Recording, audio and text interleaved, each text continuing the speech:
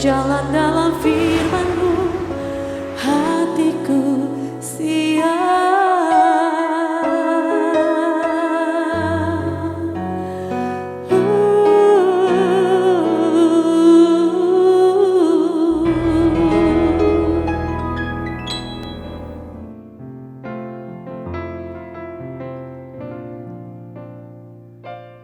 Salam, God lover yang dikasihi oleh Tuhan Yesus Kristus, apa kabar?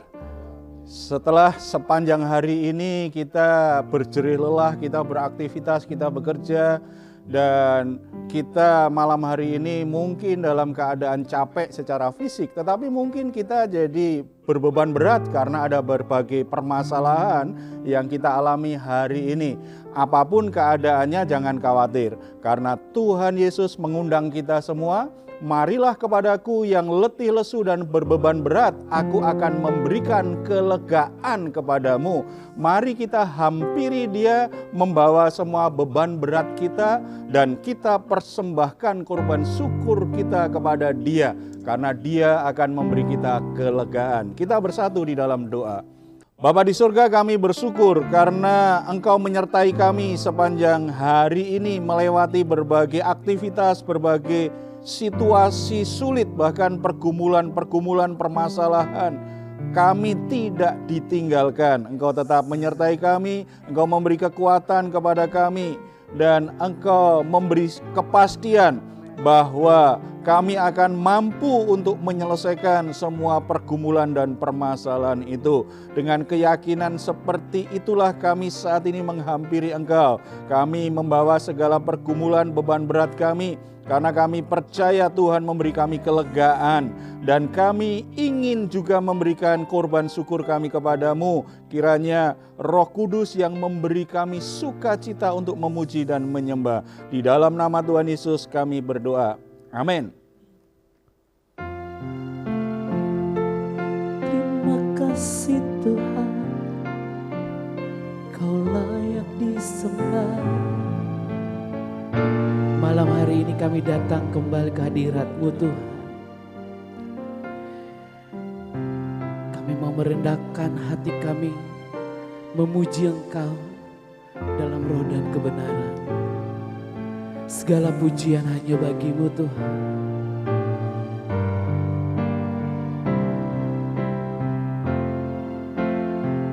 Segala pujian dan syukur bagi-Mu, Allah yang mulia, kuduslah nama-Mu. Kaulah yang awal, yang akhir dari segalanya. Yesus, Kaulah pujian bagiku.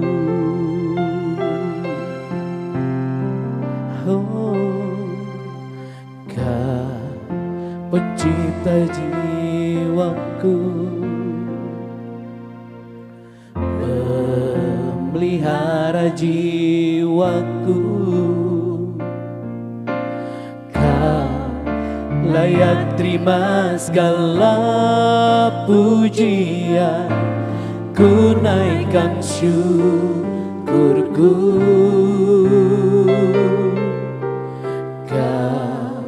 pemilik hidupku. Dalam kasih setia-Mu, Yesusku, Kau layak terima segala pujian. Ku naikkan sembahku,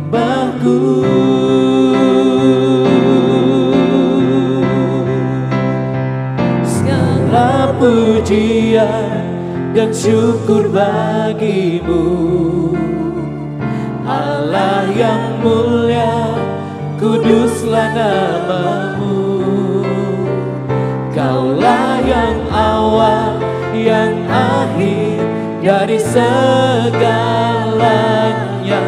Yesus, Kaulah pujian bagi segala pujian, segala pujian dan syukur bagi-Mu, Allah yang mulia, kudus kuduslah namamu. Kaulah yang awal, yang akhir dari segalanya. Yesus, kaulah pujian bagiku, segala pujian dan syukur bagimu. Allah yang mulia, kuduslah namamu. Kaulah yang awal, yang akhir dari segalanya. Yesus, kaulah pujian bagiku. Kaulah yang awal, kaulah yang awal, yang akhir dari segalanya. Yesus, kaulah pujian bagiku. Oh Yesus, terima kasih Tuhan, sebab Kau layak disembah, layak ditinggikan. Kau Tuhan dan Raja kami. Haleluya. Kau layak disembah, Kau layak diagungkan, Raja dari segala raja. Yesus Tuhan, terima kasih Tuhan. Kami punya Tuhan yang luar biasa. Kami punya Tuhan yang sangat mengasihi kami. Terima kasih Tuhan. Haleluya. Aku masih punya Tuhan, punya pengharapan. Aku tetap beriman, Tuhanku, Yesus kekuatanku, Yesus kekuatanku. Aku masih punya Tuhan. Aku masih punya Tuhan, punya pengharapan. Aku tetap beriman, Tuhanku, Yesus kekuatanku, Yesus kekuatanku. Aku masih punya Tuhan. Aku masih punya Tuhan, punya pengharapan. Aku tetap beriman, Tuhanku, Yesus kekuatanku, Yesus kekuatanku. Aku masih punya Tuhan. Aku masih punya Tuhan.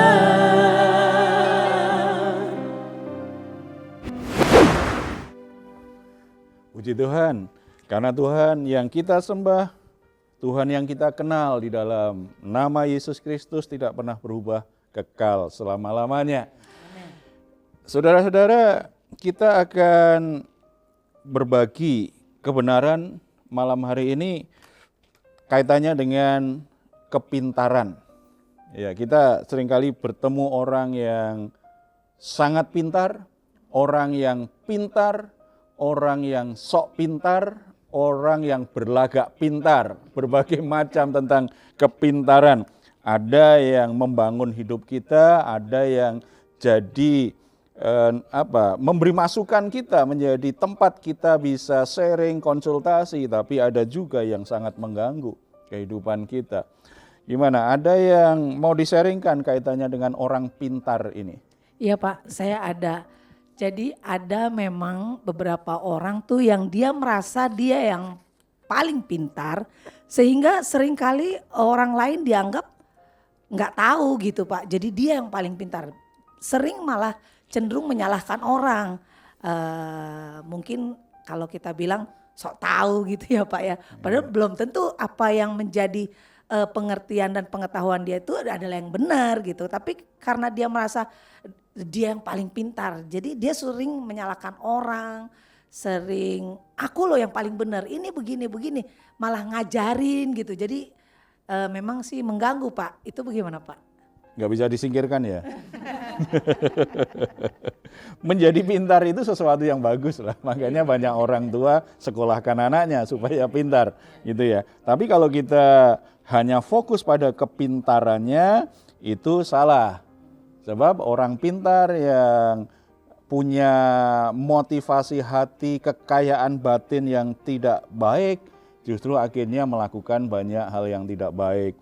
Orang pintar yang tidak berjalan dalam nilai-nilai yang baik justru jadi bermasalah. Jadi pintar itu sendiri sebenarnya sesuatu yang baik, tetapi menjadi tidak baik kalau di hatinya tumbuh akar keangkuhannya sebagai orang yang pintar. Jadi dia merasa tahu segalanya, dia tahu mengatasi semua masalahnya, dia tidak butuh masukan orang lain, dia tidak senang kalau dikritik, dia selalu bela diri sepertinya tidak ada satupun yang salah yang pernah dia ucapkan, dia katakan, yang salah adalah orang lain. Nah, ketika sudah sampai seperti itu, di hatinya berarti mulai tumbuh akar kesombongan.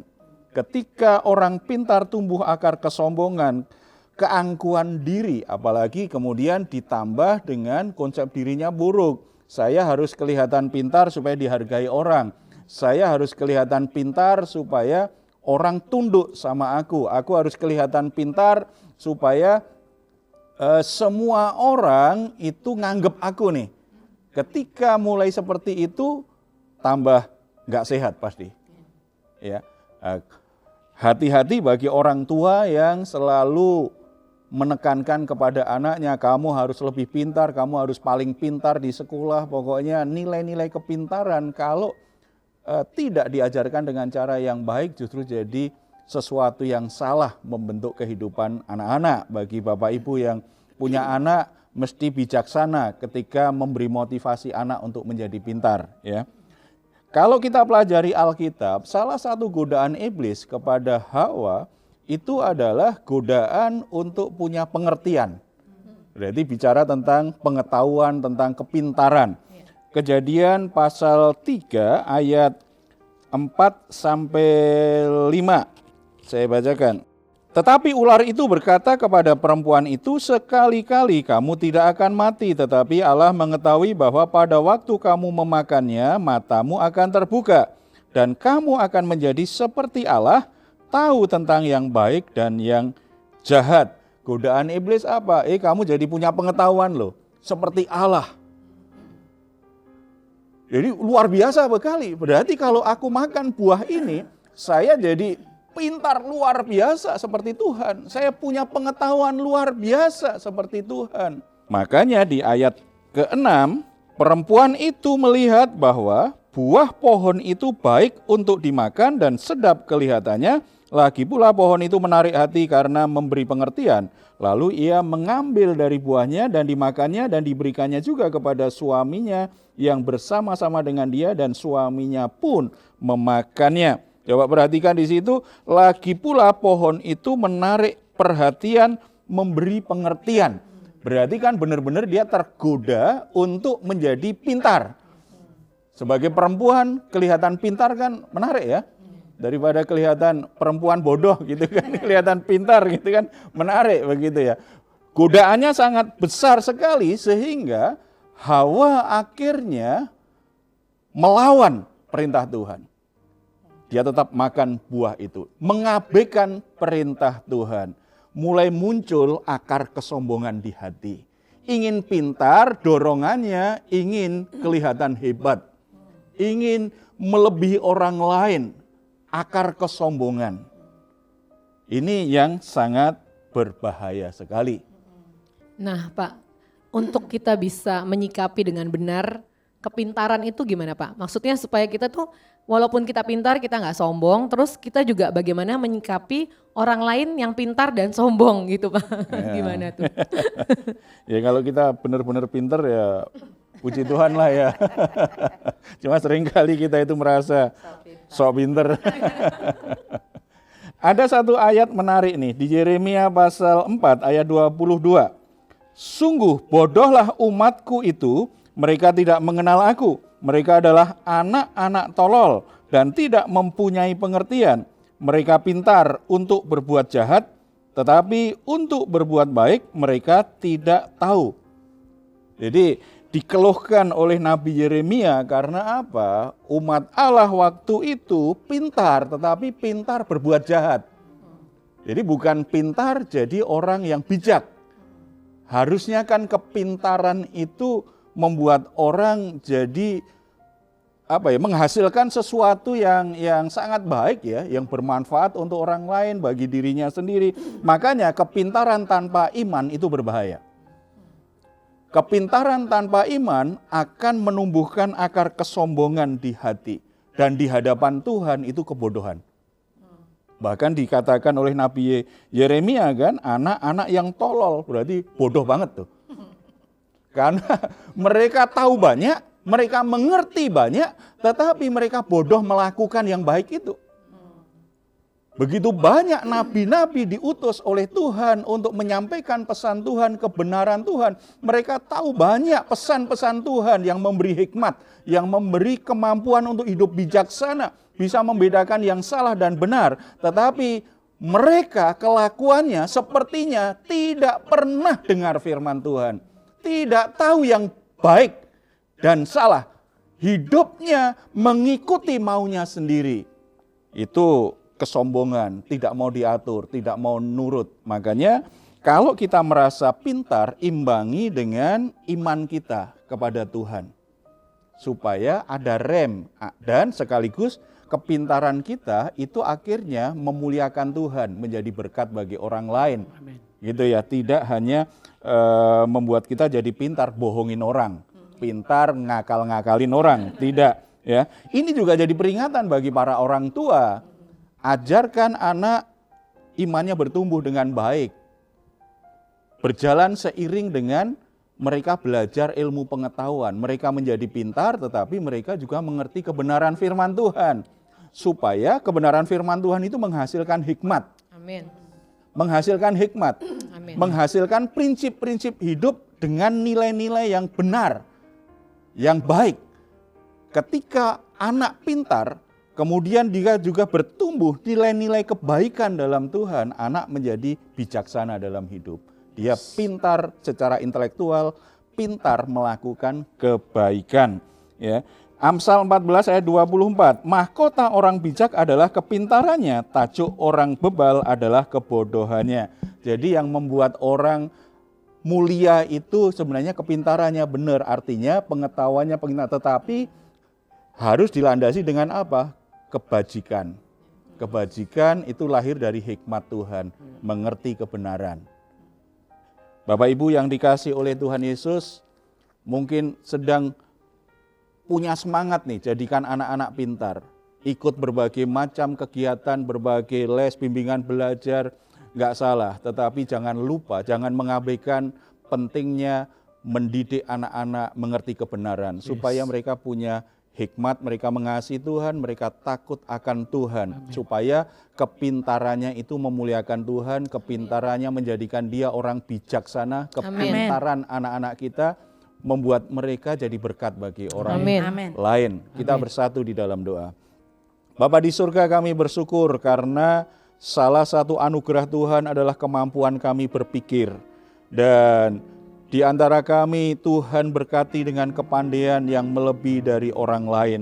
Biarlah kepandaian yang kami miliki tidak membuat kami menjadi sombong, tetapi kepandaian itu tetap memuliakan Tuhan. Kami membuka pikiran kami, Roh Kudus menguduskan pikiran kami, supaya melalui apa yang kami pikirkan itu ada hikmat Tuhan. Amin. Dan kami juga pandai untuk melakukan kebenaran. Kami tidak menjadi orang yang bebal, menjadi orang yang keras hati, menjadi orang yang sombong. Memakai kepintaran kami untuk menempatkan orang lain selalu di bawah kami, menjadikan diri kami pusat perhatian, dan meremehkan, merendahkan orang lain. Dan kami juga menyadari bahwa sepandai-pandainya kami, sebenarnya Tuhanlah yang memberikannya. Supaya kami tetap menjaga hati dan pikiran kami tetap rendah hati, kami tetap mau membuka diri terhadap kebenaran Tuhan. Amin. Tetap mau tunduk pada kebenaran Amin. firman-Mu Tuhan. Roh Kudus mengajarkan kami kebenaran-kebenaran ilahi, supaya kami semakin pintar dalam kebenaran, tidak hanya pintar secara intelektual. Tuhan berkati anak-anak yang sedang bertumbuh dalam pengasuhan para orang tua yang mengasihi mereka saat ini. Kiranya Tuhan menjadikan anak-anak kami menjadi pintar tetapi juga bijaksana. Hati mereka mengasihi Tuhan, hati mereka takut akan Tuhan. Amin. Terima kasih Bapak.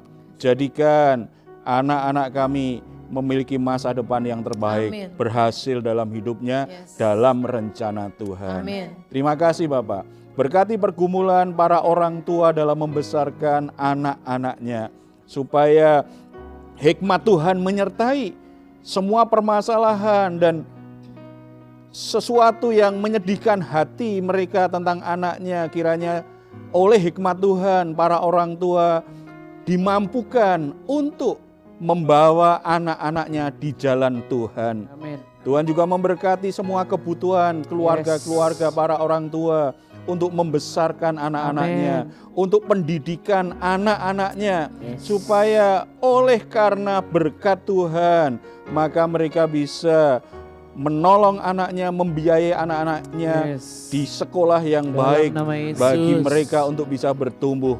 Terima kasih Bapa di surga. Berkati keluarga-keluarga di Indonesia. Mari Bapak, Tuhan berbelas kasihan bagi keluarga-keluarga yang ada di negeri ini. Karena kami sangat percaya kalau keluarga-keluarga menjadi baik, keluarga menjadi kuat, keluarga menjadi sehat dalam relasi mereka, maka bangsa ini akan menjadi lebih baik. Ketika bangsa ini menjadi baik adanya, maka berkat-berkat Tuhan semakin tercurah atas bangsa kami. Terima kasih Bapa di surga. Tuhan berkati para pemimpin bangsa kami, keluarga-keluarga mereka Tuhan juga berkati, supaya semuanya ada dalam arahan dan pimpinan Tuhan. Melalui hidup mereka, maka sesuatu yang baik terjadi atas negeri ini. Terima kasih Bapak. Dalam nama Tuhan Yesus kami berdoa. Amin. Amin. Saudara-saudara yang dikasihi oleh Tuhan, God lover, kalau saudara mengalami pergumulan, saudara butuh teman doa, saudara butuh dukungan doa, saudara butuh layanan konseling, saudara boleh menghubungin kami. Ada nomor WA yang tertulis di layar kaca saudara, saudara boleh chat ke nomor itu. Dan atau kalau saudara ingin berkomentar, saudara ingin sharing kaitannya dengan acara Raise and God ini, saudara boleh tuliskan di kolom komentar YouTube Diaspora TV yang saudara lihat. Terima kasih, Tuhan Yesus memberkati. Dengan tentram aku mau membaringkan diri, lalu segera tidur, sebab hanya Engkaulah ya Tuhan yang membiarkan aku diam dengan aman. Mazmur 4 ayat 9. Selamat malam, Tuhan Yesus memberkati. Selamat beristirahat. Aku masih punya Tuhan, punya pengharapan. Aku tetap beriman, Tuhanku, Yesus kekuatanku, Yesus kekuatanku. Aku masih punya Tuhan, aku masih punya Tuhan, aku masih punya Tuhan, punya pengharapan. Aku tetap beriman, Tuhanku, Yesus kekuatanku, Yesus kekuatanku. Aku masih punya Tuhan, aku masih punya Tuhan, aku masih punya Tuhan.